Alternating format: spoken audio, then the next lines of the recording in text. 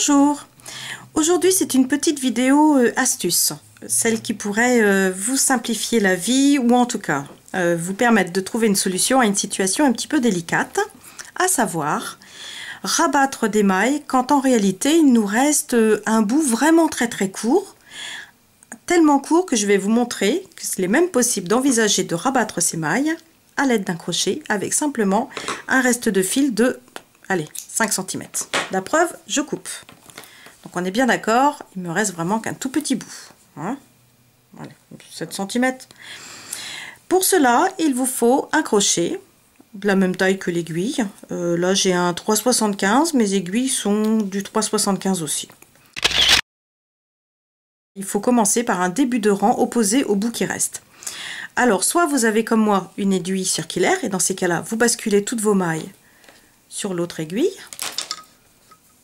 Voilà. Comme ça la pointe de l'aiguille est située sur le côté opposé au bout de laine qui reste. On retourne l'ouvrage. Ou alors, je vais le faire comme si c'était mon cas, vous transférez vos mailles sur une autre aiguille. Donc là par exemple, imaginons que je n'avais pas d'aiguille circulaire, je suis en train de me battre avec mes câbles, voilà.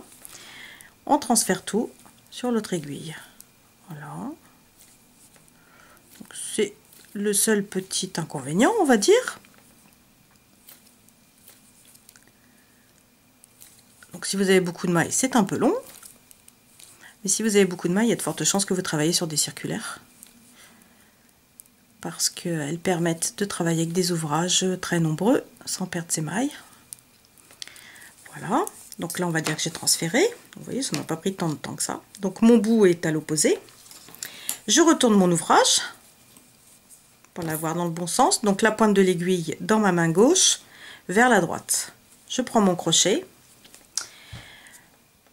Je transfère les deux premières mailles sur mon crochet. 1 et 2. Et là, je fais passer la deuxième dans la première. Voilà, j'ai rabattu une maille. Et ainsi de suite. Alors, je reprends une maille. Je la fais passer dans la précédente. Je vais me rapprocher du zoom. Je prends une maille. Et je bascule. Donc, même si vous ne savez pas crocheter, je pense que c'est tout à fait à votre portée. Hop, et voilà.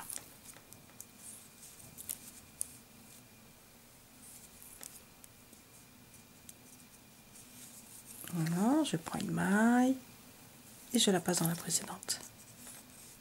Je prends une maille, je la passe. Vous voyez, hein?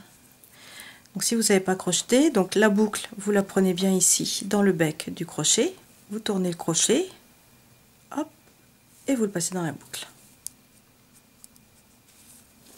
Voilà, comme ça en l'air, hop, et voilà.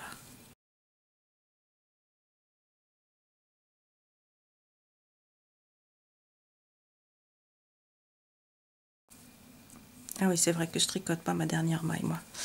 Bon, c'est pas grave, ça m'empêche pas de le faire. Voilà, donc là je tire pour bien serrer tout ça. Voilà, donc là j'ai ma dernière maille. Vous voyez que j'ai fini de rabattre. J'ai plus qu'à passer ce fil là dans la dernière maille et à rentrer mon fil avec une aiguille, hein, proprement. Voilà, donc vous voyez que mon petit bout, j'y ai pas touché.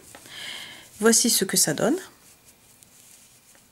Ça fait un rang de rabattage tout à fait propre, je dirais même bien net, devant, derrière. Alors, peut-être légèrement serré, quoique, oui, peut-être un petit peu plus.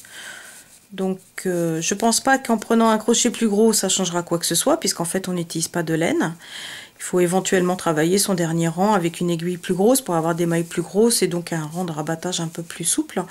Mais en tout cas pour un châle ou pour une situation d'urgence qui demande à rabattre avec trop peu de laine, c'est une bonne solution. En tout cas ça fait une finition qui me plaît beaucoup et un rang très joli.